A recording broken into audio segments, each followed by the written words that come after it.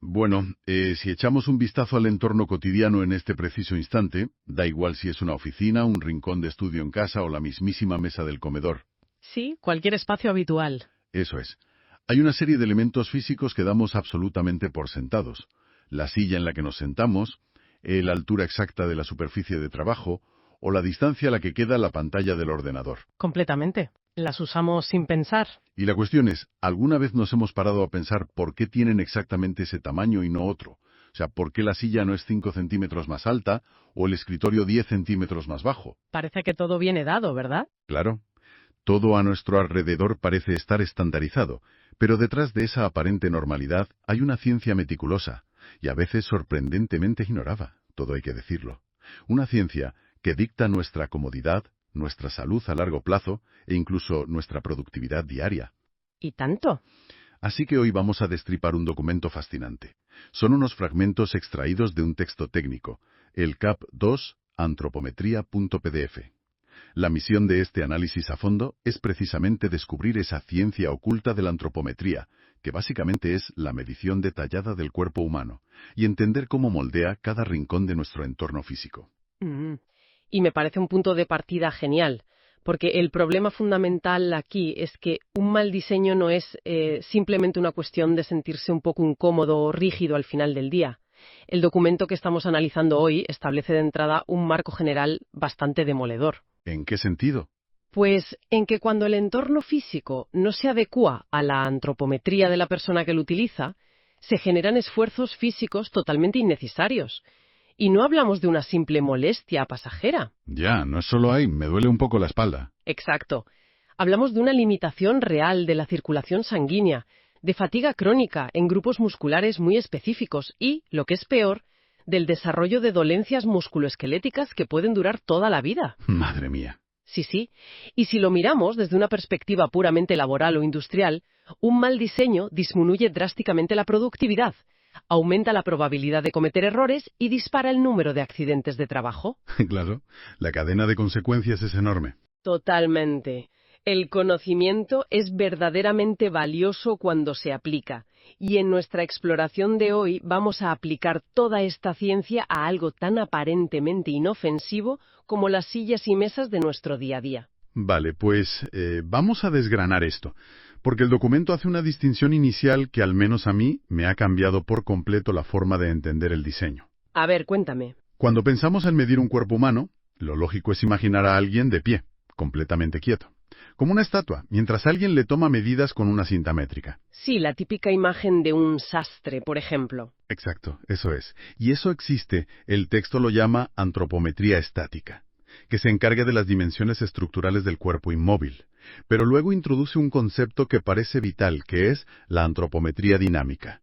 Esta mide el cuerpo en movimiento. Entiendo que para diseñar el mundo real, la versión de la estatua no nos sirve de mucho, ¿verdad? Lo fascinante aquí es comprender que en la inmensa mayoría de las circunstancias de la vida, absolutamente nadie permanece petrificado. Ya, a menos que seas un guardia real, claro. Exacto, y ni siquiera ellos todo el tiempo. Las personas están en constante movimiento, operando máquinas, tecleando, alcanzando objetos. El texto nos proporciona un ejemplo brillante, ilustrado en su figura 2.1, que trata sobre el alcance máximo de un brazo. Ojo a ese ejemplo porque es muy visual. Lo es. Si utilizamos la antropometría estática, simplemente mediríamos la longitud desde la articulación del hombro hasta la punta de los dedos y ya está. Pero al realizar un movimiento real para alcanzar algo en una mesa o un panel de control, el brazo no opera de forma aislada. Claro, el resto del cuerpo acompaña el movimiento. Precisamente, el alcance real se extiende drásticamente gracias a la torsión, la inclinación y la flexión del tronco. Si alguien diseña una cabina de control basándose únicamente en la longitud estática del brazo, estará desperdiciando un área de trabajo enorme a la que la persona podría llegar cómodamente con solo inclinar un poco el cuerpo. O sea, que somos un sistema de palancas interconectadas, no piezas individuales de un maniquí de escaparate. Esa es la metáfora perfecta. Y fíjate, hay otro detalle en el texto sobre esto que choca bastante, relacionado con el espacio que ocupamos. Solemos olvidar que no somos solo nuestra piel y nuestros huesos. Ah, el tema del vestuario, fundamental. Exacto. El documento advierte a quienes diseñan que deben tener en cuenta las condiciones reales de uso, incluyendo la ropa. Hay una figura que muestra un diseño inadecuado por este mismísimo motivo. Imaginemos por un momento diseñar el habitáculo de una máquina asumiendo que el operario llevará una camiseta ligera de verano. Un error de principiante. Un error gravísimo. Ese mismo diseño será una trampa mortal en un ambiente de frío extremo donde se requiera llevar abrigos pesados. O pensemos en una fábrica donde sea obligatorio usar trajes de protección, cascos y guantes gruesos. El volumen cambia por completo. Totalmente. El espacio que ocupa el cuerpo se multiplica. Tratar de pulsar un botón pequeño con un guante industrial de seguridad debe ser como intentar coser con manoplas de horno. Y ese es el peligro de trabajar con abstracciones teóricas.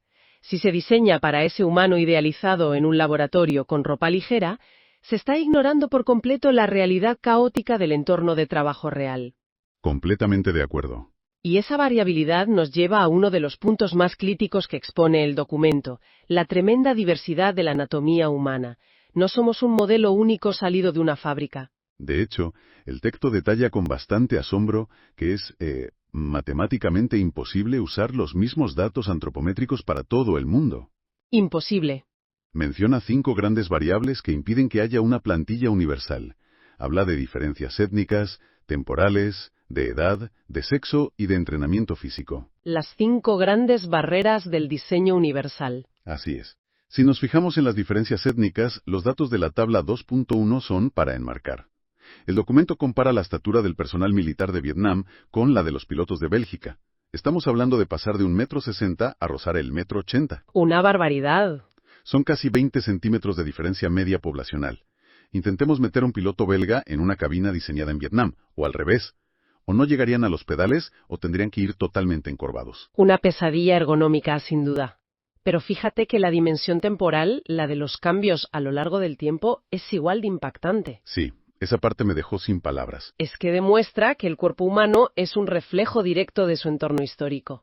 La tabla 2.2 recoge datos de soldados estadounidenses y compara la Primera con la Segunda Guerra Mundial. A ver, recuérdanos los datos exactos. Pues a principios del siglo XX, en la Primera Guerra Mundial, la estatura media no llegaba a las 68 pulgadas, con un peso de unas 142 libras.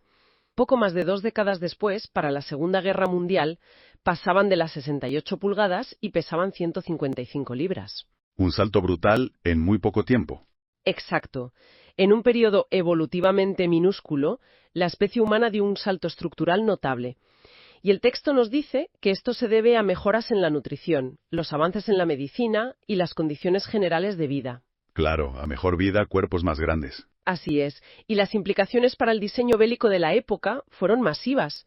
Los tanques, los asientos de los aviones y hasta los uniformes que se diseñaron para la Primera Guerra Mundial ya no servían para los soldados de la Segunda. Simplemente no cabían. Es como un viaje en el tiempo a través de las proporciones humanas. Y bueno, además de la geografía y la época, están la edad y el sexo. El texto señala algo curioso, y es que el crecimiento no se detiene mágicamente a los 18 años como solemos pensar. Para nada.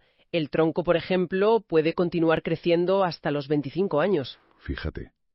Y luego el proceso inverso. En la vejez, los discos vertebrales se comprimen y la estatura tiende a disminuir de forma natural. Es la prueba de que el cuerpo es un ente dinámico a lo largo de toda su vida. Y en cuanto a las diferencias de sexo, el documento explica que los hombres suelen ser, en promedio, un 6 o 7% más altos, presentando hombros más anchos y un tórax mayor. Mientras que la estructura femenina difiere bastante en otras zonas, claro. Así es. Las mujeres, por su parte, tienen una estructura ósea distinta, con hombros un poco más estrechos, pero una pelvis relativamente más ancha. Entonces, si conectamos todas estas piezas del rompecabezas... La conclusión es evidente. Si conectamos esto con el panorama general, entendemos por qué un país, pongamos por caso Cuba, que se menciona explícitamente en el texto. Sí, lo recuerdo. Pues Cuba no puede simplemente tomar un manual de diseño y copiar tal cual las tablas antropométricas de Inglaterra o de España, que también aparecen detalladas en los anexos. Intentar importar datos físicos de una población europea a una caribeña o viceversa resultarían un mobiliario y unas herramientas fundamentalmente desajustados para la población local. Vale, entiendo perfectamente que las medidas cambian y no podemos hacer un copia-pega internacional. Este sentido común cuando ves los datos. Totalmente. Pero, pasando un poco al trabajo de campo. Viendo el documento me he topado con un vocabulario que, la verdad, parece sacado de un quirófano o de un laboratorio de biología. Sí, la terminología es muy técnica. Habla de usar un estadiómetro, que deduzco que es la típica barra con la pieza deslizante que tiene el médico para medir la altura, o un compás antropométrico. Y luego están las posturas estandarizadas, que esto me pareció muy curioso. Las posturas base para medir. Exacto. Como la PAA, que es la posición de atención antropométrica. Básicamente es estar de pie y firme. Y la PAM, que es estar sentado con las rodillas a 90 grados. Incluso mencionan el plano de Frankfurt, Ah, el plano de Frankfurt, un clásico en biometría. que es trazar una línea imaginaria horizontal desde el borde inferior del ojo hasta el conducto auditivo para asegurar que la cabeza está completamente recta. Todo esto suena muy científico, muy pulcro. Lo es. Pero luego leo términos de las medidas en sí, como diámetro biacromial, y francamente me suena a pieza de motor de coche. ¿Qué es esto exactamente? Y lo más importante, ¿por qué le importa a la persona que diseña la silla de mi oficina? Aunque suene a ingeniería aeroespacial, el diámetro biacromial es algo muy simple. Es la distancia entre los extremos de los hombros. Vale, de hombro a hombro. Eso es. Y en el mundo del diseño del mobiliario, esa medida dicta de forma estricta cuál debe ser el ancho mínimo del respaldo de una silla. Ah, claro, para que quepas. Exacto. Si no se respeta esa medida y el respaldo es más estrecho, la espalda no tendrá el soporte adecuado y los hombros quedarán literalmente colgando por los lados o forzados hacia adelante, generando una tensión cervical terrible a lo largo del día. Entendido. ¿Y qué hay de la altura poplítea? Suena casi a cordillera montañosa. La altura poplítea es la distancia vertical desde el suelo hasta la zona que está justo detrás de la rodilla, el hueco poplíteo. Vale, la corva. Sí, la corva de toda la vida. Esta medida es sagrada en ergonomía, porque define exactamente la altura ideal que debe tener el asiento. Y supongo que equivocarse aquí tiene consecuencias rápidas. El problema con equivocarse aquí es muy grave. Si la silla se diseña más alta que esta medida poblacional, los pies de la persona quedarán colgando en el aire. Y al estar en el aire, el peso de la pierna hace que el borde delantero del asiento corte literalmente la circulación de la parte inferior de los muslos. Provocando el típico hormigueo. Hormigueo, adormecimiento y, a la larga, mucho dolor. Qué horror de sensación, de verdad. Y hay otra parecida, la longitud sacropoplítea. Sí, esa es la distancia horizontal desde la parte posterior de los glúteos, la zona del hueso sacro, hasta esa misma doblez detrás de la rodilla. Y si la altura poplítea definía la altura del asiento, esta medida define la profundidad del asiento. Vale, cuando espacio hay desde el respaldo hasta el borde delantero. Exactamente. Si un asiento es más profundo que esta longitud de la pierna de la persona, ésta no podrá apoyar la espalda baja en el respaldo sin que el borde delantero del asiento le presione dolorosamente detrás de las rodillas. Claro, chocas con la silla. Eso es. Lo que ocurre en la práctica es muy revelador. La persona, de forma inconsciente para aliviar el dolor detrás de las rodillas, resbala las caderas hacia adelante en el asiento. Y terminas escurrido en la silla. Sí, adoptando esa postura encorvada, casi tumbada, que es absolutamente destructiva para la columna lumbar. O sea que el dolor de lumbares que todos tenemos a las 4 de la tarde a veces no es nuestra culpa por sentarnos mal, sino que es culpa de una longitud sacropoplítea mal calculada por el fabricante del mueble. En muchísimos casos, así es. Es que todo está dictado por estos ejes invisibles del cuerpo. Entonces, pongámonos en una situación hipotética. Si yo soy diseñador industrial y quiero hacer la silla perfecta para una gran oficina corporativa, llena de gente distinta, mi instinto me dice lo siguiente. Cojo la altura media de todas esas personas, mido la anchura media de sus caderas y fabrico una silla promedio. Suena lógico en un principio. Claro, matemáticamente uno pensaría que debería funcionar para la inmensa mayoría, ¿no? Y ese es probablemente el mayor y más extendido error en la historia del diseño industrial y la ergonomía. ¿Así? Sí. Matemáticamente y desde luego biológicamente, el humano promedio simplemente no existe. Es un fantasma estadístico, una ilusión. Me encanta cómo suena eso de fantasma estadístico. Es que el documento lo explica de maravilla. Puede haber personas cuyo peso sea la media exacta de la población, o cuya estatura sea la media, pero una proporción ínfima de la población posee dos dimensiones corporales en la media exacta al mismo tiempo. O sea, alguien puede tener una altura media, pero brazos más largos de lo normal. Exacto. Y un número aún más microscópico tiene 3 medidas en la media. La naturaleza humana no es un molde uniforme. Pero a nivel práctico y tangible, ¿qué pasa si fabricamos esa silla promedio que yo proponía, usando, digamos, la altura poplitea media y el ancho de cadera medio de toda la población? ¿Por qué fracasa tan estrepitosamente? Fracasa porque ocurre un desastre ergonómico en cadena. Piensa en esto. Si diseñas la altura de la silla exactamente para la media aritmética, por pura definición estadística, el 50% de las personas tendrán piernas más cortas que esa media. Vale, la mitad por debajo. Es decir, la mitad de la población tendrá los pies colgando y la circulación cortada. Por otro lado, si el ancho del asiento se diseña para la media, el 50% de las personas con caderas más anchas que esa media no cabrán físicamente en el asiento. O estarán comprimidas contra los reposabrazos, claro. Eso es, y aquí viene el golpe de gracia estadístico, que desarma por completo la idea del diseño promedio. A ver. Las personas con piernas cortas no son necesariamente las mismas personas que tienen las caderas anchas. Los rasgos físicos se combinan de 1000 maneras diferentes e impredecibles. Ostras, claro. No es el mismo grupo de personas. Exacto. Así que, sumando a los que no llegan al suelo con los pies y sumando a los que no caben a lo ancho en el asiento, muchísimo más del 50% de la población sentirá que esa silla es un instrumento de tortura. Es una trampa matemática brutal, es fascinante. Si intentas diseñar para contentar al centro matemático de la gráfica, terminas diseñando un objeto que no le resulta cómodo absolutamente a nadie en la vida real. Ni a los bajos, ni a los altos, ni a los anchos, ni a los estrechos, a nadie. Esto plantea una pregunta crucial en nuestro análisis de hoy. Dime. Si hemos destruido el mito del humano promedio, si sabemos a ciencia cierta que diseñar para la media es un fracaso garantizado desde el minuto 1, ¿cómo nos las arreglamos para diseñar oficinas, coches, herramientas o cocinas en un mundo lleno de individuos de tamaños tan sumamente dispares? Esa es la gran pregunta. Y el texto menciona una solución matemática a esto. Habla de la famosa campana de Gauss, de la distribución normal y de usar percentiles. Los famosos percentiles. Sí, pero claro, leer un PDF sobre campanas estadísticas y desviaciones típicas puede ser un poco árido para cualquiera. ¿Cómo podemos visualizar esto del percentil de forma que se entienda la utilidad real en el diseño del día a día? Es mucho más sencillo de lo que parece. Si usamos una imagen mental, imaginemos que ponemos a 100 personas de una población en fila india. 100 personas en fila, vale. Pero ordenadas estrictamente desde la persona más bajita hasta la más alta.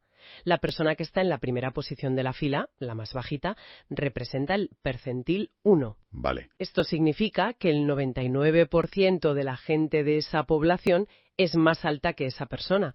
El individuo que está justo en la mitad de la fila, en la posición 50, representa la media poblacional que antes descartábamos. El fantasma estadístico. Ese mismo. Y el gigante que está casi al final de la fila, pongamos en la posición 95, es el percentil 95. Solo hay 5 personas en toda la fila de 100 que sean más altas que él. Vale, la imagen de la fila es muy clara. Una vez que entendemos esta fila, la ergonomía introduce 2 grandes principios salvadores para crear nuestro entorno, abandonando para siempre la idea de diseñar para el número 50. El primero de esos principios que menciona el texto es el diseño para individuos extremos.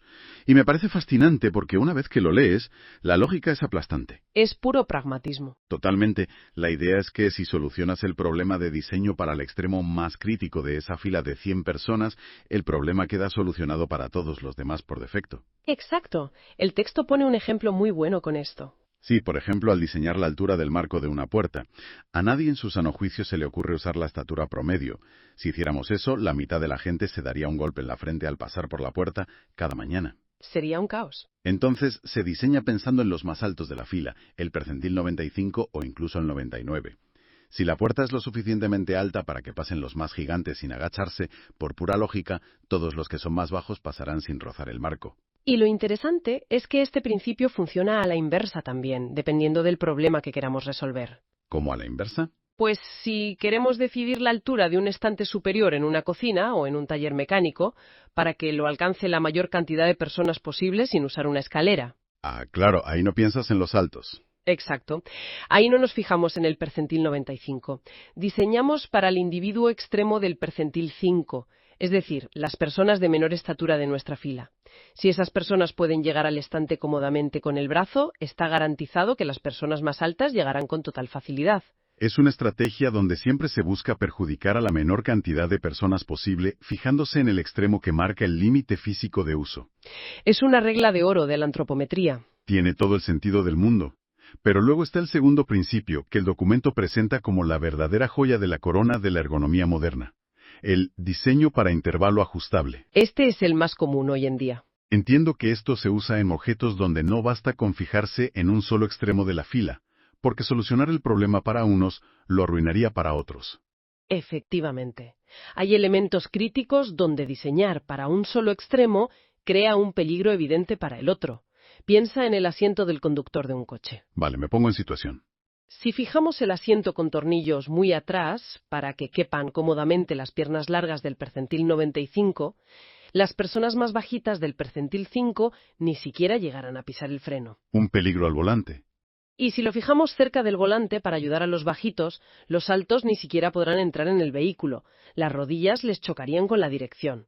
La única solución es dotar al entorno de mecanismos de ajuste. Los famosos raíles del asiento. Exacto.